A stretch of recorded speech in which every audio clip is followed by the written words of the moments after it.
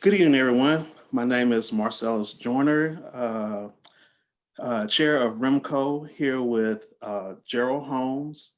Um, and this evening, you are attending the REMCo Spotlight. Uh, in the REMCo Spotlight, we like to highlight our members who have been working hard in the field and putting in work.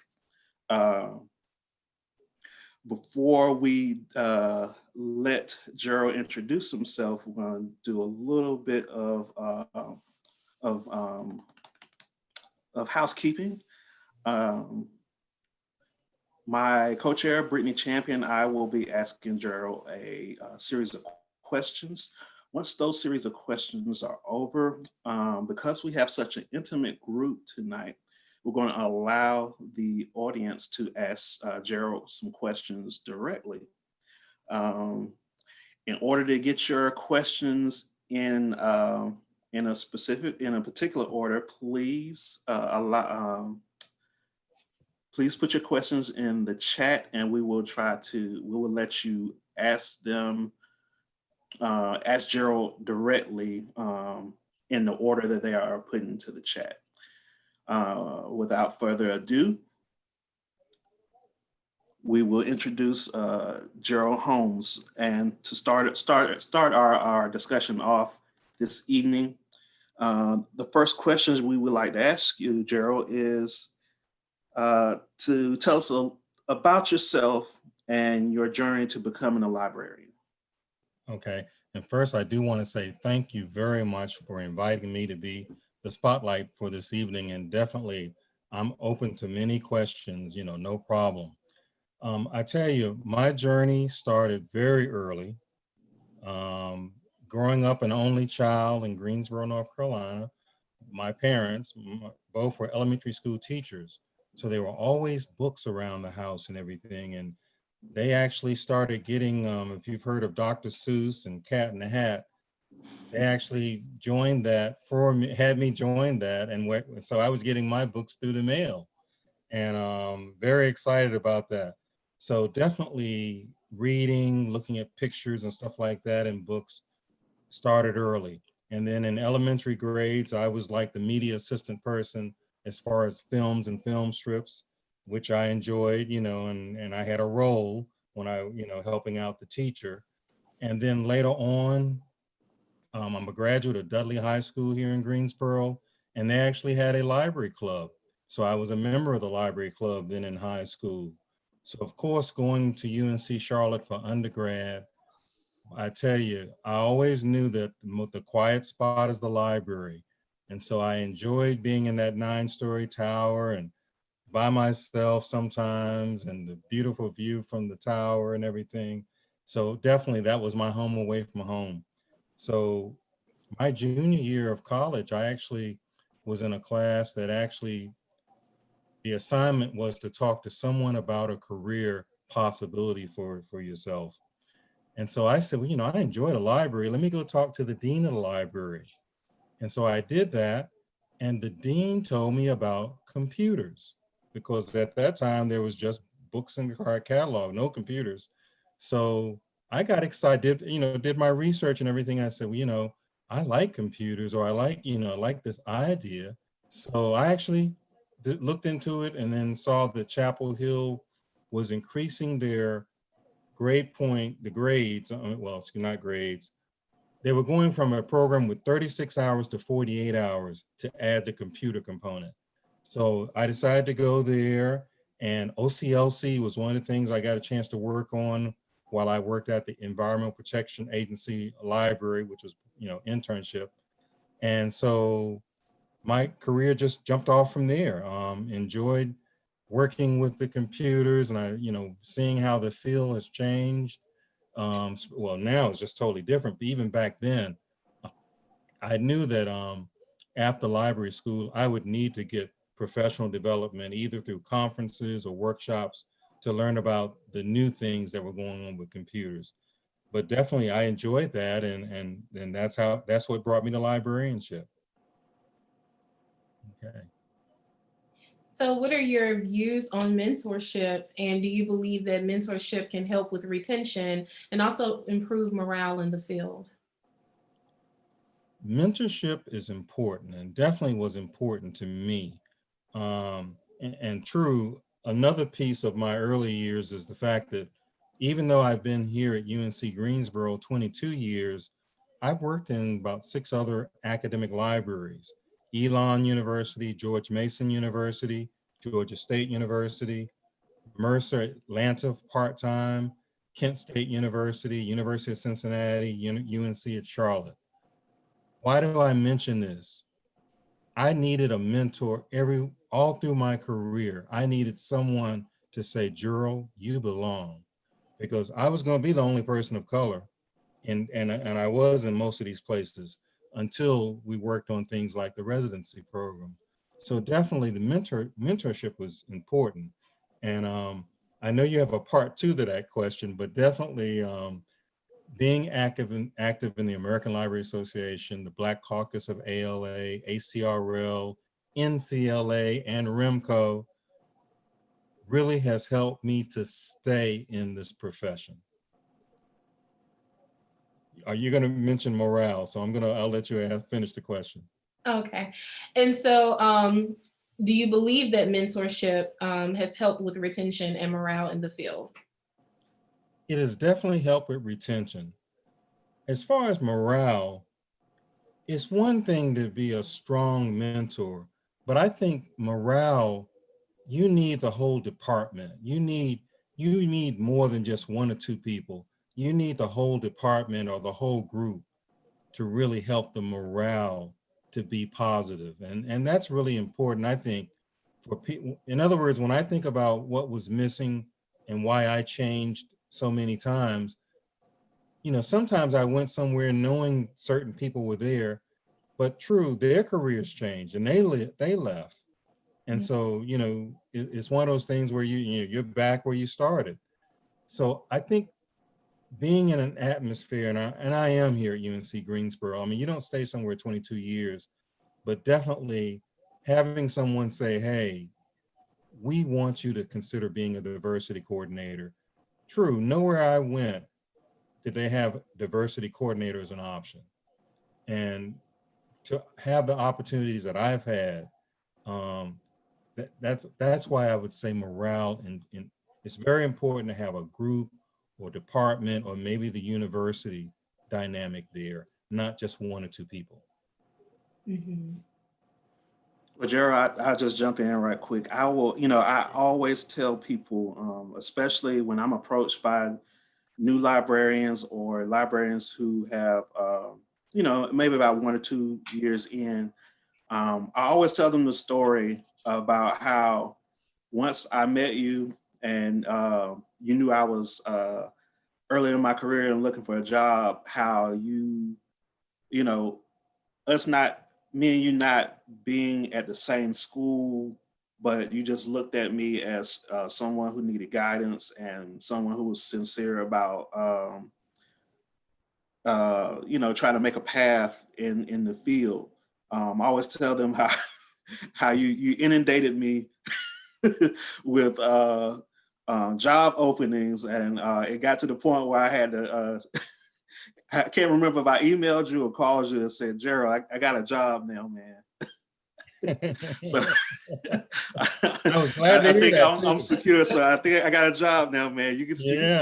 Yeah, I was sending it to you, and Yeah. I'm glad you're still in North Carolina. That's Yeah, good. but well, that was the plan for me. Good. I had a mentor, not besides yourself, while I was in grad school, Jerome Oford, who was over the Yeah, ARL scholars at the I know time. Jerome. Yeah, good people. He encouraged me to apply for positions outside of North Carolina, but network, like really build my network. He's like, if you want to stay in North Carolina, you really have to build your network. People have to know who you are. So I did a lot of footwork. After I met you and Jerome, I did a lot of footwork and did a lot of networking to ensure that I stayed in North Carolina. I had just bought a house and started a mortgage. So, you know, Very good. but With that being said, let me segue into our next question. Okay. What can LIS faculty do to improve diversity and inclusion efforts in LIS programs? Okay. It's a great question. We need to broaden it. Mhm. First, I would broaden it to say, what can we as librarians do to improve diversity and inclusion in LIS programs? In other words, how can we help the LIS faculty to improve the programs? Why do I say that? I am so proud to see how many more faculty of color that are at LIS programs right now. And I realize, and people are looking to them to be mentors and to do a lot of things, but in order for them to move up, they have to do research, they have to get grants, they have to do a lot of things. Of course, when I was at Kent State University, I worked closely with the library, signed their program there. And of course, here at UNCG and Chapel Hill, I'm on advisory boards. I see what's going on and how they're pulled. One of the things I would say is we need to reach back and help the students and help the faculty and administrators if necessary. In other words, we need to serve on the advisory roles to help not only with recruitment and retention, but also advancement and marketing and things like that. Not necessarily reaching back to where you went to school, but what school might be of interest or, that you can help out. Because I tell you, my mindset was always open to, we need to help our LIS faculty. Because when I was at Chapel Hill, the first faculty member of color came 10 years after I graduated. And I was only one of three people of color who was actually in the school. So, I would have loved, and that's what I liked about Black Caucus and ALA. I had to read about people because I couldn't see them every day. But when I got to ALA or when I got to Black Caucus, man, I hugged them. You could tell they were happy to see me because they know what I'm going through. Mhm. So it was really great. And like I said, we need to help the faculty and help the administrators. And we need to do some mentoring for the students and let them know, invite them to our libraries and take them on tours and things like that. Many times when I meet students, I'll let them know about poster sessions and launch and NCLA so that they can be active and meet other people like REMCo, so forth. So definitely, that's what I would say is very, very important. We need to all have that responsibility. Another thing I'll add too, when we started our residency program, our first two residents, and I'm so proud of them, they have gone on to get their PhDs and they're now LIS faculty. Of course, I've had a few people mention to me, hey, they have left the profession. Yeah, we need to have them in academic libraries. And I told them, no, they're in the profession. They're doing what they want to do. And if anything else, we may get more people of color as librarians because of them and how they carry themselves and they talk about the profession and so forth. So definitely, when I meet folk, I don't know what they're going to enjoy doing in their career, but I'm just hoping that they can find it here in library science.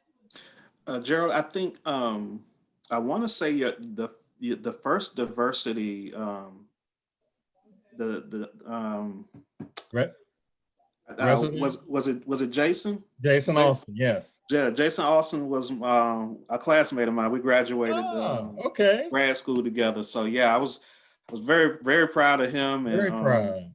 Well, did very you know happy that Letitia Velez? yes. Well, Our actually, the second first two resident. were both my classmates. So Yeah, that's what I thought. Okay.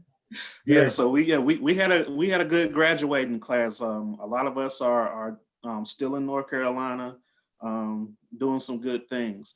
But I wanted to throw a question out there. Well, you mentioned something okay. a little earlier from the first question that we asked, Brittany, if you don't mind. Oh no, go ahead. Well, you mentioned in your path that that you were in the library club at high school. Yes, I was. So this often comes up during discussions at ALA, NCLA amongst me and some of my friends. Are we recruiting people at a younger age, or targeting undergraduates or even high school students? There's always the stereotypical story from librarians of how they kind of fell into the profession, but you didn't have that experience. You Right. seem to have jumped in at a very early age. What's your opinion, or what's your thought on targeting people in undergrad or even high school, just kind of getting them interested in the field? Of course, my whole career has been libraries. So you're right. I'm a lot different than someone who's coming in a little bit later. I'm one of those, wherever you can catch someone, you catch them. Because I've been to quite a few career fairs, even at elementary schools, and I'll take the book where if they tell me their birthday, I'll tell them who did what on their birthday or who was born on their birthday. In other words, I have something for every, and that's the nice thing I like about ALA and so forth. You can look and see what's grade appropriate. So of course, when we start our residency program, I said, hey, me and the resident, we're going to need to visit some high schools, or we're going to do something in some of the cities where they have ALA. The biggest thing I wanted to do was just make sure that we got out and did something to talk about our profession. I think the earlier, the better, really. And like I said, I knew Black librarians from A&T in different places when I was growing up because of my parents. But true, when I went to undergrad and when I went to grad school, I didn't see them. But I'm so glad people touched me early. So that's how I would answer that question. Oh, thank you. Well, I would say that it's really beneficial to start young. I am working on a project with the Minority Male Success Initiative at Pitt Community College. And one of the leaders of the group, he's a basketball coach, and this is his first time partnering with the library on campus. And I presented a real chat program, but I also presented a career program that would focus on males in the field of librarianship. And he got so excited. And there were things that, he was asking me, and I said, oh, wow, so you really don't know. This would be really good to talk about, what all you need as far as education would go, and the exciting part of librarianship, the not so fun part of librarianship. He just assumed that we all read books. And so it's going to be interesting to host that program. So I think it's very important to touch early. And I see that Billy asked the question of what it would look like for a library club for children and teens. Outside of this program that I plan on doing in 2021, this would be in a college setting. But the programs that I did when I was in Wayne County, I was working with the public library with the local high school, Goldsboro High School. And I would come up with a series of programs that was specific for their age group. A lot of them were education related, career related. And a lot of them just had fun just being in the space and asking questions and feeling comfortable speaking with a librarian that looked like them. And so I found that to be very rewarding. And even though I'm no longer still in Wayne County, I still keep in touch. And so I would say, just finding programs, asking them questions, encouraging them to join the teen advisory board at your local library, having them read to the local elementary and middle school students. If you can get them off campus and go to recreation centers, I found that has been very helpful. So I could see that for the library club in a children teen setting. But I'm going to jump back into the next question. I kind of took off there. I'm sorry. This is good. This is good. So how have diversity resident programs evolved over the years? And what challenges have you faced with the program? And have you, along with other program administrators, tackled those issues? Well, definitely, I'm proud of our program, and true, we've been going since what, 2008. Um, True, there are challenges, Mhm. and I'm really glad I'm here at UNC Greensboro. One of our most recent grants that I've got had a chance to be a co-PI on was our Library Diversity Institute pilot project. And our former dean was the PI. Basically, and you never know when someone's interviewing, what they're thinking about when they're answering your questions and everything. But definitely, once that person came and I had a chance to talk to them, they really thought deeply about how can we improve residency experiences. And so it was really great to have someone have that type of an interest. And so basically, one of the challenges is we want our residents to have a great experience. And sometimes that might only be 2 years, 1 year, or maybe 3 years. It's hard to put a lot into that, but also you want your resident to meet other residents. In other words, many of the programs, there's only one resident at a time. They might not have two at a time. So that person can be, alone unless you go to a conference or you are near another school that has a residency program. So basically, we asked for funding from IMLS to fund our grant and help us to kind of put together a cohort enhancement type program where we would bring together and we would pay for the travel as far as the instruction and food and everything for residents. And we're still a part of the ACRL Diversity Alliance. So that's about 40 institutions.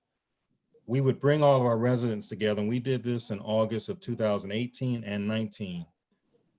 Bring all of our residents together for the weekend. So they had a chance, and we would have different type of activities so they could meet each other as well as learn from people like Jason and Letitia, who was on the faculty for it, what they did to enjoy or get the best out of their residency program and how it's helping them later after they have finished the residency program. And really, it was an opportunity for us to do that.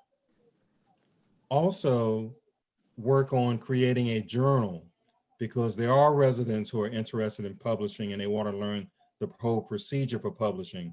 And especially if they go to an institution like I'm at tenure track, where you have to publish and do things like that. Um, you know, I tell you, looking at the summaries and evaluations and hearing from the residents who participated, you can tell they really enjoyed the opportunity. And I was excited because several conferences, JCLC, ALA, ACRL, it was nice to see the residents co-presenting together, poster sessions, plan, actual programs. And that they had a chance to meet each other and they thought about things after being a resident and going through our institute. So definitely, like I said, that cohort experience getting together was a challenge.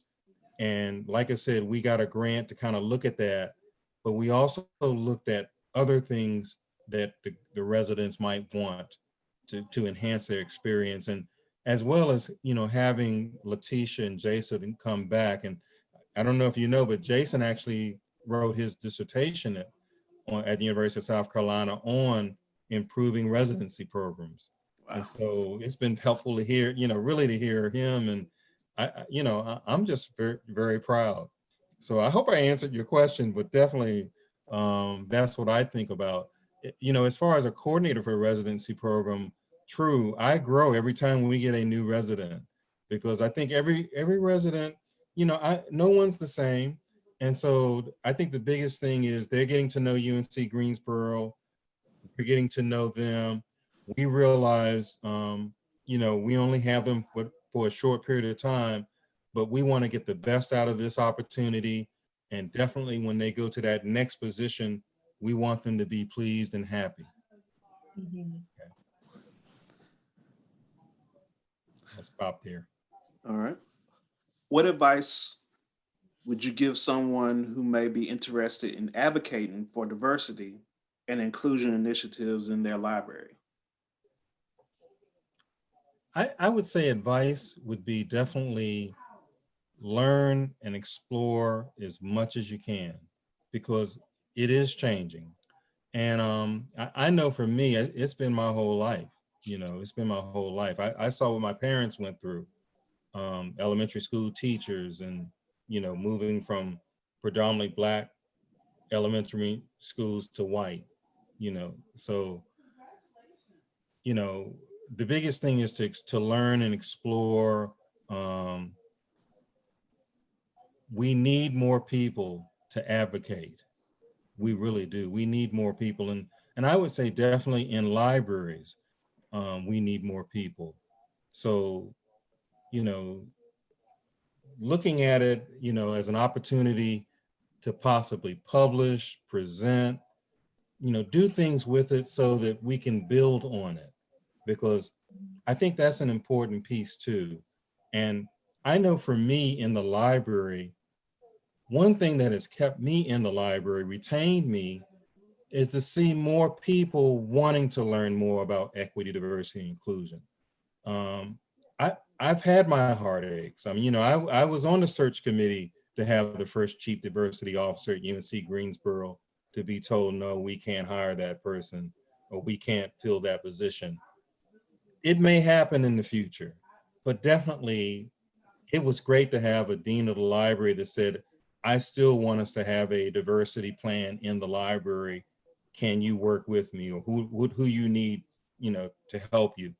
And to be able to do it, and to see how the library staff, faculty, everybody have responded to it.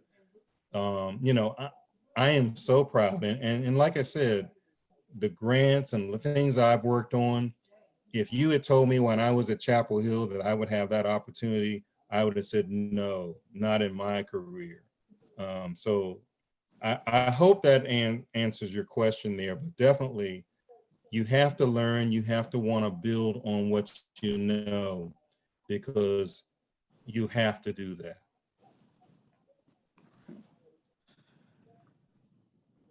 Okay. All right.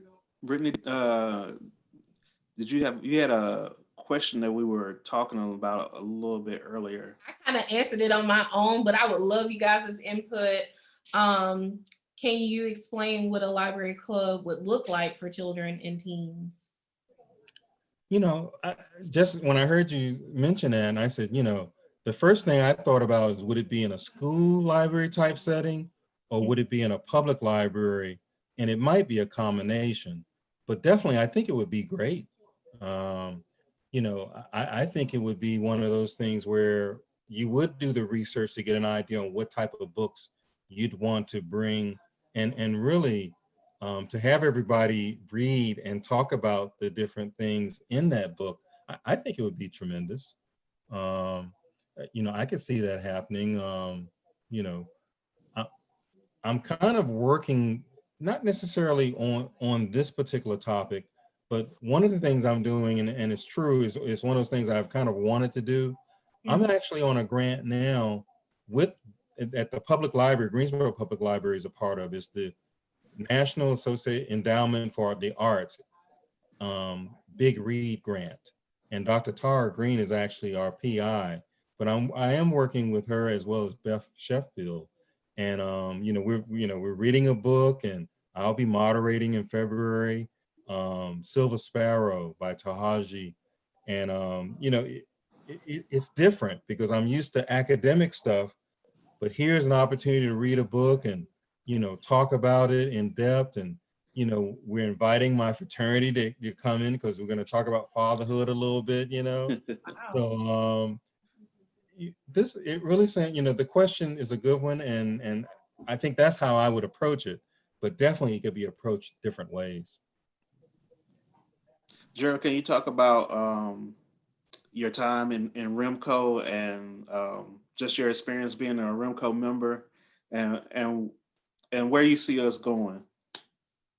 Well, I mean, I see y'all going far when I think it's great. I had a ball in REMCo, and of course, I had a chance. Of course, I've been the secretary. I've been the director. Of course, I've been the chair. And luckily, when I was the chair back in the '90s, we actually had a conference every year because we had one in NCLA, and then we had the joint conference with CELA, and then we had the next one in NCLA. So every year we were planning. But no, I had a ball. I met a lot of great people. Um, True, having an opportunity to live in Virginia and Ohio and everywhere, it was always great to know when I came back to visit. Well, sometimes I would actually plan to be at an NCLA conference, even though I was out of state, because I had a lot of good people at REMCo. And the topics and the programming. And I remember the fashion show, the hat fashion show in Winston-Salem when the hats book came out. And just being in a room that's like standing room only, you know, I have a lot of wonderful dreams, and definitely, again, it's one of the reasons why I'm still in this profession, because it's not all just working in the library. There are so many people who have served as mentors and has helped me, and people I've reached back to help too. Um, so much, so many things. So um, definitely when, anytime I look to see what's going on with REMCo or NCLA, I want to see what's happening with REMCo, and the honor of being the awardee in academic librarianship. I'm also looking to see who's going to be a future awardee, and whether it's school or library education or public libraries or academic. I'm very happy that we recognize librarians across the state or within who are doing things, because a lot of people are doing things, and you know we might not hear them because we may not be in that part of the state, but somebody knows about them. So I think it's very, very important. I know sometimes we have talked about doing something maybe where we might raise money and have a scholarship, or we might give the gift of some books to a library or something. I don't know. It may happen, it may not, but definitely it's nice to be thinking about things like that. And you just never know. Somebody some book vendor might say, hey, I'm willing to support it if we do it for like 5 years. So you just never know. We will continue to network and think about possibilities. All I hope right. that answers your question. Yes, yes. Good. At this time, if the participants or attendees would like to talk to Gerald directly, we're going to open up the floor. Uh, if anyone, just hit your reactions button to raise your hand, give a thumbs up, and I will unmute you, and you can talk directly to Gerald.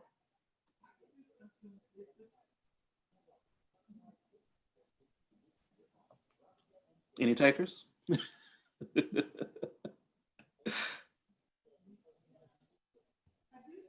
Okay. All right. Uh-oh. I'm sorry. Hold on. I think I might have muted you.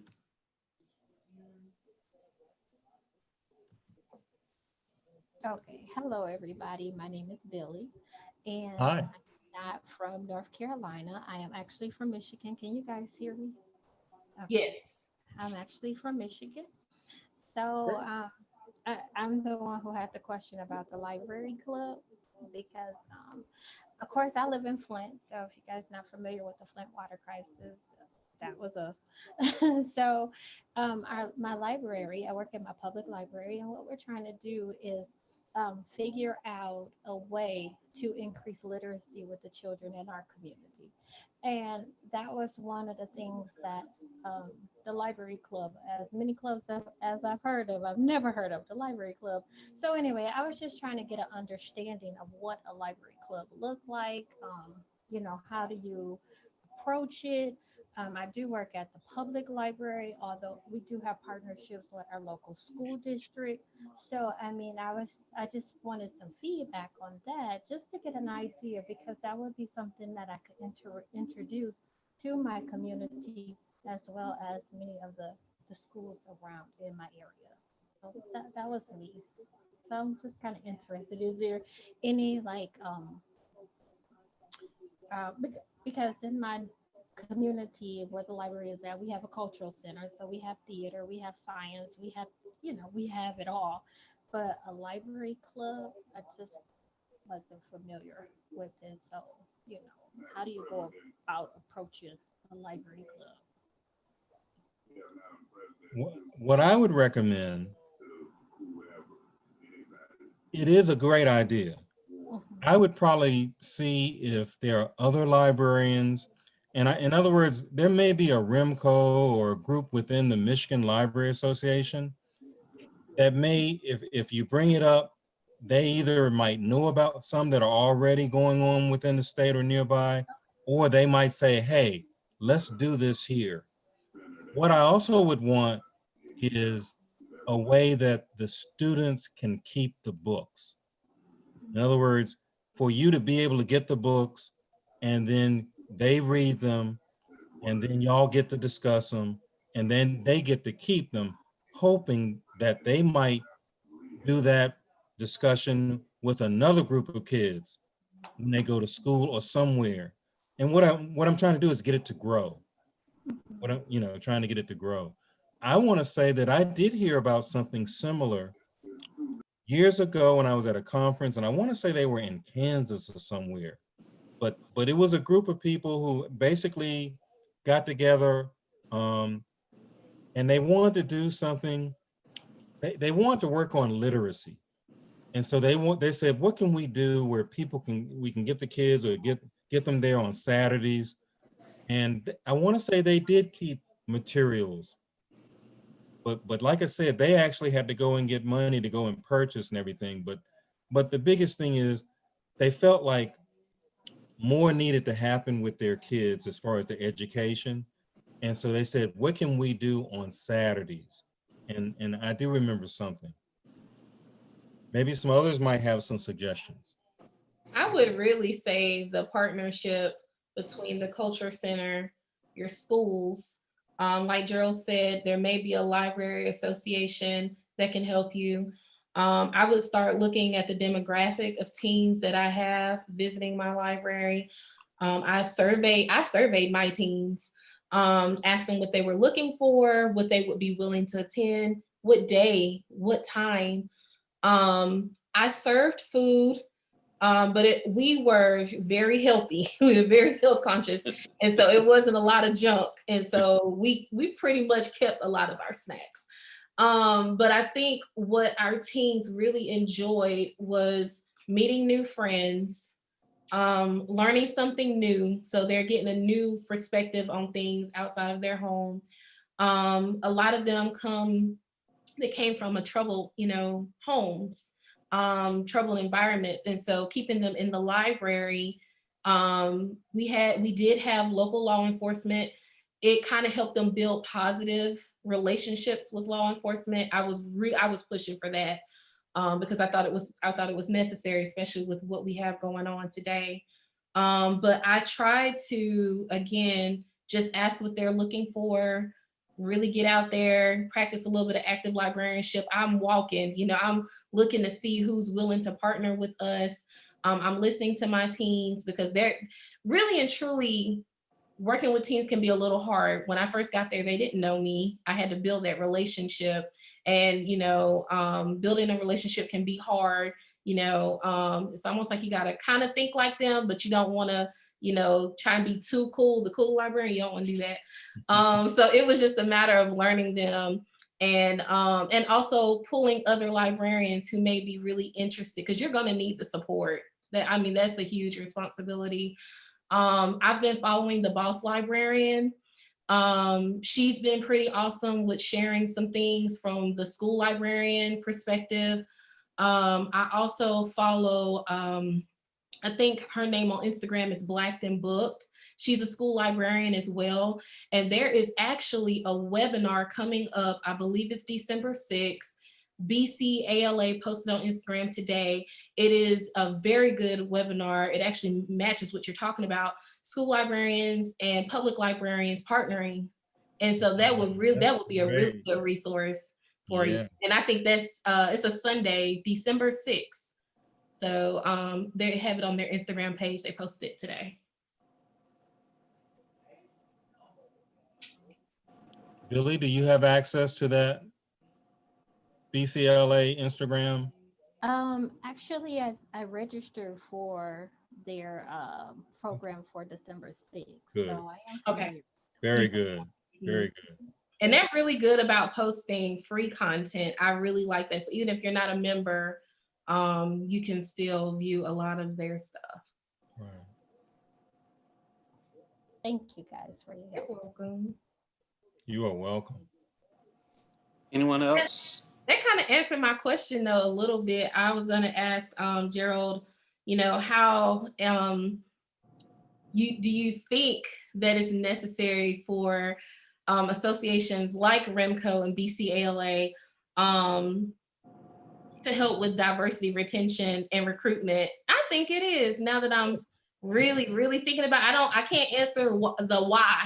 I just know that it is definitely important for times like this when people are really looking at how social media has truly helped to change the narrative and build that communication and help people network when they can't network in person, especially with COVID. So your question was, should the Black Caucus or REMCo have a role in diversity? Do they have a role in building diversity, retention, and recruitment? Okay. Mm-hmm. I mean, definitely they wouldn't have any members if they didn't. Mm-hmm. But definitely that's what drew me. You know, definitely that's what drew me. Now, true, there are other things that's going on with those organizations too, which is good. But definitely that was one of the things that attracted me, and has helped me to reach back to help others too. Mm-hmm. So definitely that's how I would answer that one. Yes. Anyone else have any questions for Gerald?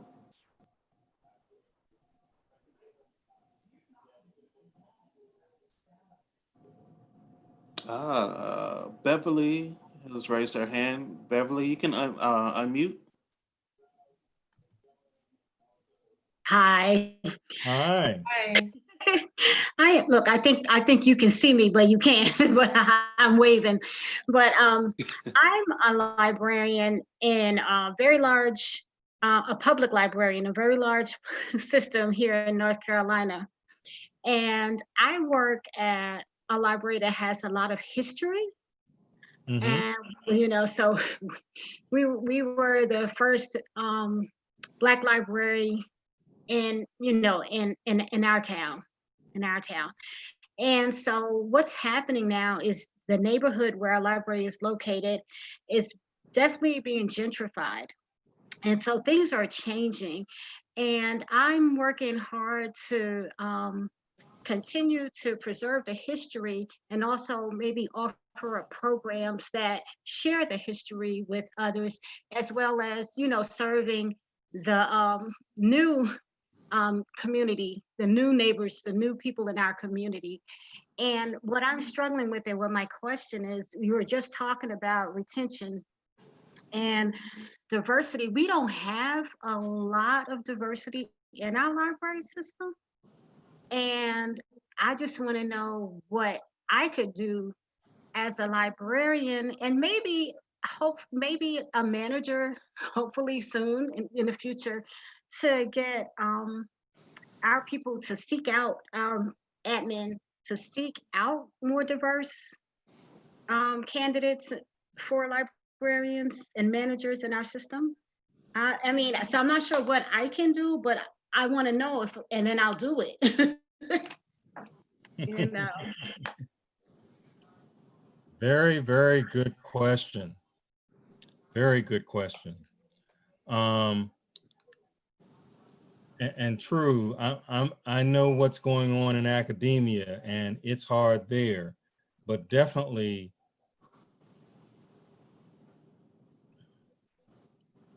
some networking needs to happen.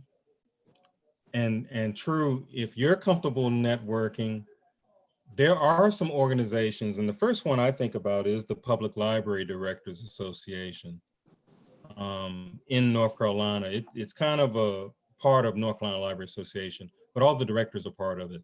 And it's just possible that maybe some discussion or networking might happen with a few of the members, to where there probably are some administrators who are moving up in some of the districts that may be looking at a possibility. I also, and I'm not sure if I heard it, but maybe someone who's interested in digital or archival, who wants to move up, might have an interest, because you don't want to lose what's going on there now, what you've worked hard. So,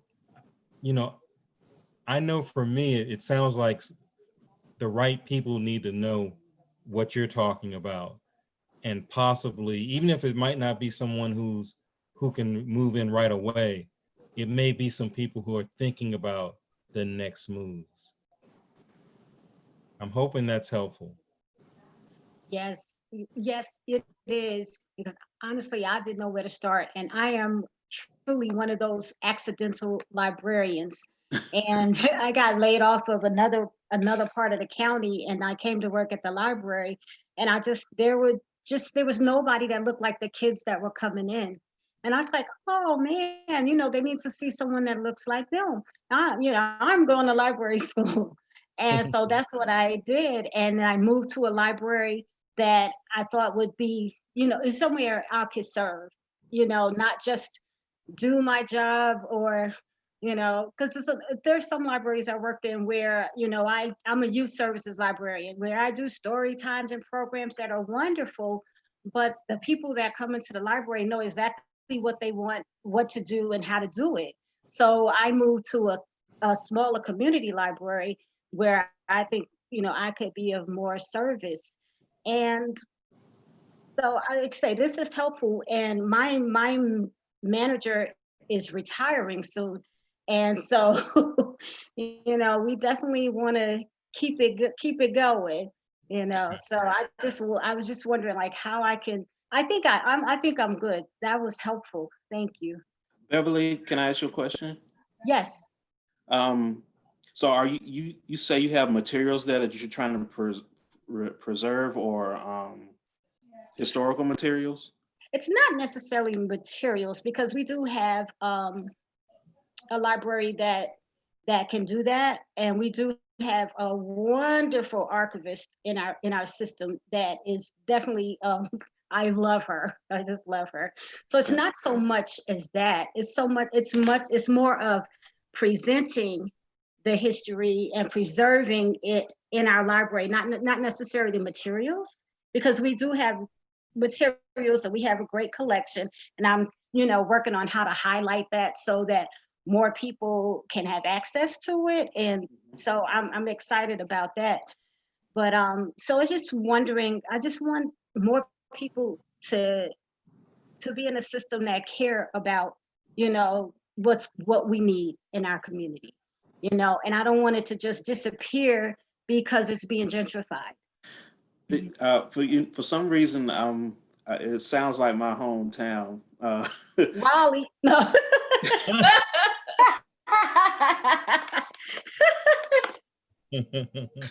Because I noticed you weren't mentioning, so I won't mention where my hometown's from, but it sounds very much like it. No, it's okay. It's Raleigh. Oh, okay. Well, no, it's actually Durham. I'm actually from Okay, Durham, but pretty the close. same thing is happening in Durham as well. Especially around the downtown area where the Shepherd Library is. It's probably one of the oldest ones in Durham, and could be one of the oldest ones, African American ones in North Carolina. But it's slap dab in the middle of $200,000 condos going up around it, and down the street from the neighborhood where my grandmother raised my mom and my family. So it's a story that's being told all over all over North Carolina, but all over the United States as well. Yeah. But if you need help, just reach out to REMCo. If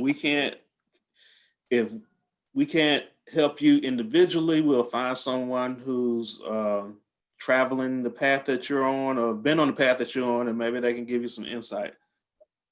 Well, I have just renewed my NCLA dues and joined the REMCo roundtable. So All right. I'm excited. Welcome. Thank you. All right. We got about 10 minutes left. May have room for one more question, if anybody has any. If not, Brittany, would you like to tell the participants and attendees about our upcoming programs in January and in March? Yes. You guys, I'm really, really excited about January's program series. It is a journey into international librarianship. This is an area of librarianship that I have often dreamed of. I didn't know how I was going to do it. I still don't know how I'm going to do it, but I'm going to find a way to do it. But I was thinking that maybe other librarians have a same passion for international librarianship. So I did my research and I found a librarian in Nigeria. His name is Damilare Olindele, and he is going to speak to us about library advocacy in Nigeria. Right now, they have little resources. I won't say little to no, because they do have access to some, but he is a part of Library Aid Africa, and they are a association that looks to bring digital resources into libraries, no matter the type of library, public or academic or special. He's partnered a lot with IFLA. He's done a lot with other libraries across Africa. And so that presentation is going to be two. That's going to be January 11th and January 18th at 11 a.m. Those links are now available on the NCLA calendar. I encourage you all to please join, just to hear what he has to say, but also look at libraries from a different perspective and things that they're going through right now. You know, of course, we may not be going through those things, but we have similar issues when it comes to serving our communities. And he's really excited to talk about the trends and talk about what he's doing along with Library Aid Africa to make a change in libraries today. We have another event in March, and that is a partnership with the STEM Link Roundtable of NCLA. We are partnering with Denise Lewis and Sarah. And we are going to talk about the importance of diversity and retention in STEM librarianship. Krista Schmidt is going to be our keynote speaker that day. It's going to be a little bit of a workshop. It's going to be 90 minutes. That workshop starts at 10:30. Since it's going to be so long, we kind of want to start at mid-morning brunch time. We're going to have a panel, and that panel is going to include Sean Rutherford of Wayne County Public Library, Denise Lewis of Wake Forest University, and Krista Schmidt from Western Carolina University. And so I'm really excited about that. Sometimes when we think STEM, you know, our minds immediately just go to science, right? And that's all we kind of know. And so if you grew up not really being fond of science, STEM librarianship kind of scares you a little bit. And so we're here to just kind of debunk those myths and encourage you all to encourage your friends and maybe even yourself. You know, you may want to venture into STEM librarianship, to talk a little bit about that and what we can do to make those changes in STEM. Thank you, Brittany. You're welcome. I'd just like to say, I'd like to thank you all for coming out this evening, spending time with Gerald. He is a wealth of information. As I said before, he is someone to know in the the field of librarianship. I look to him as a mentor, and someone who leads by example. So, Gerald, we thank you for spending time with us this evening, letting us pick your brain. We just want to encourage you to stay on the path that you're on and continue to lead by example. Well, Thank thank you very much. And I want to thank everybody for joining us this evening. And definitely, I enjoyed it. If I can help anybody, I'm at the University of North Carolina, Greensboro, Jackson Library. Okay. Thank you very much. Thank you.